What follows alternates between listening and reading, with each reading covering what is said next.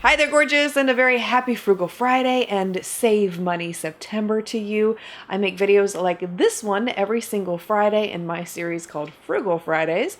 So if you'd like to be notified of new videos like this in the future, please subscribe, and thank you in advance if you do. Today I'm showing you a dupe. Do we love dupes? For Natasha Denona's Biba palette. Quite a price difference here. The dupe that I have to share with you that I'm reviewing is from Alter Ego Cosmetics, and this is their new Sahara palette. The Biba palette retails for $129. Alter Ego's palette retails for $16. So there is a tremendous savings to be had here if this is indeed a dupe. I'll show you everything up close today, including a side-by-side application demonstration on my eyes. I've also included swatches at the end so you can see how these palettes compare, and I may have another dupe for the Biba palette to share with you at the end also. Let's play with some eyeshadow! I am excited for these palettes. I've never used a Natasha Denona palette before. This is my first experience. I've already swatched it, though, to show you the side-by-side comparisons. Wow. It's $129. I'm going to have to keep telling myself that the whole video. First, going to lay down a base that matches my skin tone. So I'm taking the shade Tusk from Natasha's palette and Sands from the Sahara palette.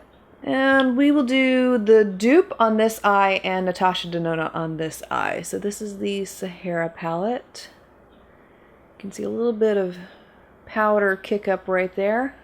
Natasha's version over here. I mean, I've got, powder kick up over here too.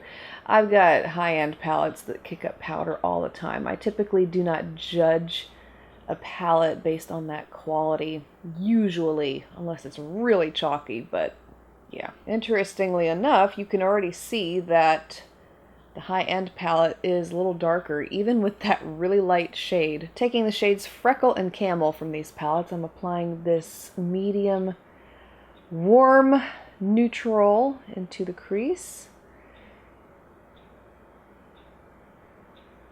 So it's nice. On the high-end side, it is. It's no different than my Viseart palette, if I'm going to be honest with you. It's no different than a lot of drugstore eyeshadows. This one, this particular eyeshadow, and the dupe over here. And I say that because when I was swatching these eyeshadows, some of the Natasha Denona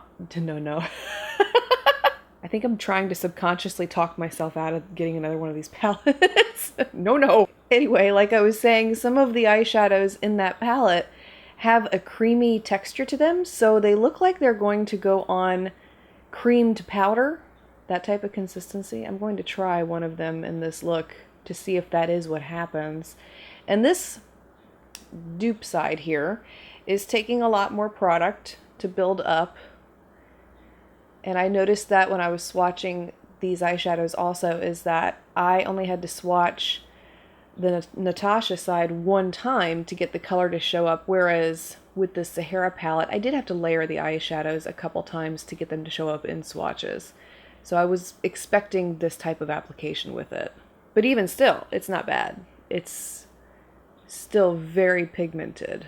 Just keep reminding yourself throughout this video, $129, $16. Yeah, okay, you got it. Good. I'm going to go back with some more of that blending shade I initially applied and use that to blur the edges. And honestly, I like the blending shade a lot better in the Sahara palette because it does match me. And on the Natasha side, it's a very dark vanilla. And up to this point, I can tell that this side is a little bit more pigmented. I'm not really sure what you can see, but let me know. Can you tell already that this is the dupe and this is the high-end palette? It's pretty good so far. I'm taking the black shade, which is Spot and Mesa, and I'm going to apply this onto the outer third of the lid, which there was a slight difference between these two. I noticed in swatches also. The Natasha eyeshadow is more of a true rich black, and the Sahara black is more of a gray. And I've seen that a lot in drugstore eyeshadows where it's not very often that you get a very rich black, a true black. Usually it's a gray black, which is not bad because I rather like a gray black as opposed to a rich black, because they're easier to blend and they look better in the final result. Taking a small amount for the dupe side and applying that, but you can already see what I'm talking about. If you look closely, you may be able to tell this is going on more gray and the other one went on much more black. Wet n Wild and NYX have done a lot of great stuff with blacks that I've noticed in their palettes, and Makeup Revolution pretty much nails it too. This is not giving me any trouble in terms of blending. Again, I like that it's a gray black and it's very soft. Next two shades I'm going in with from these palettes are Seed and Raven, and I'm applying these eyeshadows into the outer V and basically blending in between the black and the crease color to create a seamless transition between the two eyeshadows. And taking the dupe shade here, you can tell in the dupe palette as opposed to the high-end palette that this brown is a little more red toned, where the high-end eyeshadow is more cool toned. So a little bit of a color difference here also, but once you get it on the eyes, you really can't tell the two apart. And once the whole look comes together, I'm pretty sure that they'll look very similar to one another. And that side came out beautiful too. Looks pretty identical to this side over here. The next shade, or I should say the last shade I'm going to take from these palettes, are Monroe and Jewel. And this is one of those that I had talked about from the Natasha Denona palette that had more of a creamy texture to it. So I'll be interested to see how this one applies. And I'm applying that onto the inner corner. Look at that. This is such a beautiful color. I love it. Gorgeous. Blended in so nicely. Again, taking Jewel from the Sahara palette. Same great level of pigment. Oh, look at that. Oh, it's so gorgeous. I love it. I get really excited when a dupe performs like the one you're seeing here. It's... yes! If you wanted to intensify this, although you really don't need to because you can see that I applied it dry and how strong it came off. You could apply it wet by spritzing your brush with a setting spray and do it like that, but I'm really happy with that result right there. Now you'll notice that I have fallout under my eye on the dupe side, but I also have fallout over here on the high-end side. So these eyeshadows do not discriminate in terms of price when it comes to fallout. I'm going to go ahead and complete my eyes, my face, etc., and then I'll come back and show you how I'm going to do the lower lash line, because I want to add something a little bit there also. The lashes I'm wearing with this look are Upbeat from my brand, so I'll have these linked for you below if you're interested in getting them for yourself. I love them, especially with dramatic looks. I'm taking the black eyeshadow from these palettes for that lower lash line, and I'm going to line first the outer half. I'm going back with the same color I used in the crease in the beginning of the look, and I'm going to lightly use that to smudge out the black. And I really do want to intensify that lower lash line, so I'm taking a gel liner here from Ardell's line. This is their Wanna Get Lucky eyeliner, and I'm going to line the lower waterline. And then go back again with more of that crease shade and smudge it along the lower lash line to help smoke everything out some more.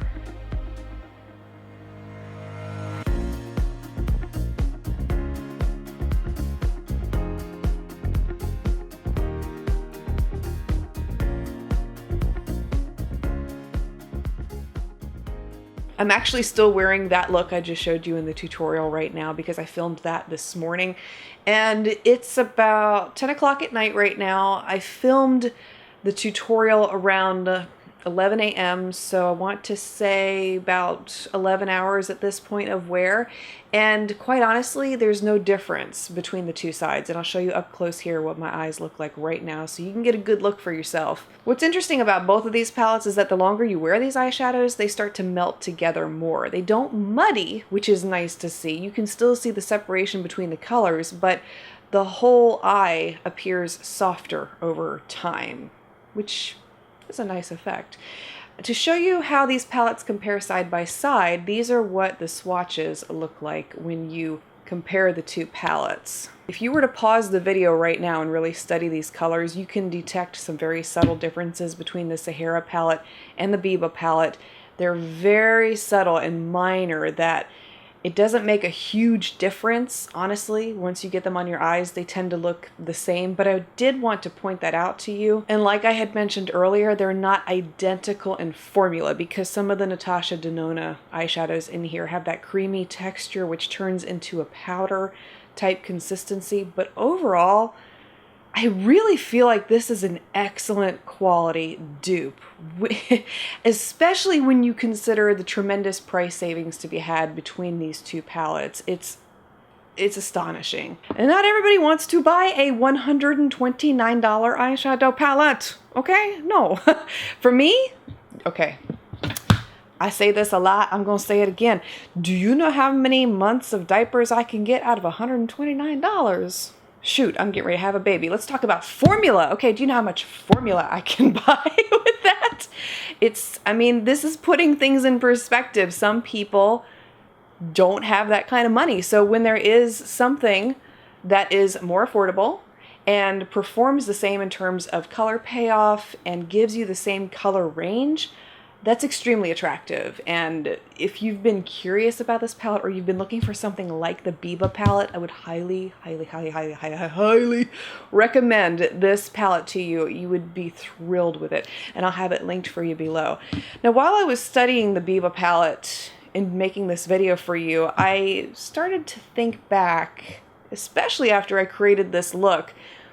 This reminds me so much of a palette I already have. So I went through my collection, specifically my Wet n Wild eyeshadows, and there is another semi-dupe that you probably already own, and that is the My Glamour Squad palette from Wet n Wild.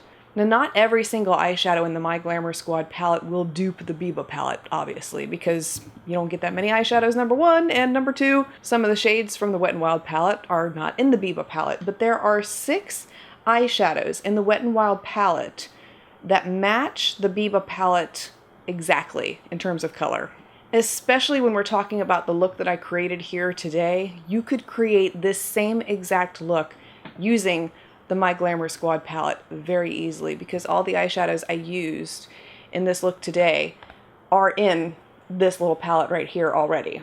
If you made it all the way to the end of the video, thank you so much for taking the time to watch. I want to mention that Alter Ego Cosmetics was extremely kind to send me this palette as part of PR.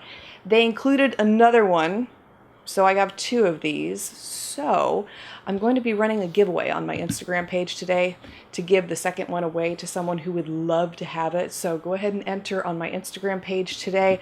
I will have all the details for you about the giveaway listed below in the description box as well as on the Instagram post. Thank you for being here again. I really appreciate your support. I hope that you found today's video helpful. Share it with a friend who may be interested in the Biba palette and they want to save some money or they don't want to spend $129 because I can't say that I blame them for feeling that way.